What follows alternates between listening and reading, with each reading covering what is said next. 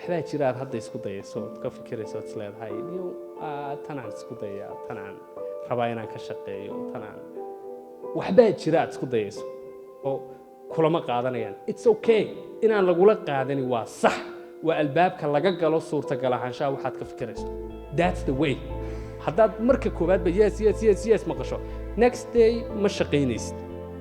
waxaan u sameeyey waxaas oo dhan oo sameynaya qof ahaan igu kooban because waxaan ogaa reer Booramo oo dhan ayaa aaminsanaa inaanay samayn karin so I did it to prove them wrong waan sameeyey markaasi aan ugu sheegay inay been tahay aaminsanaantaas oo aanay run ahayn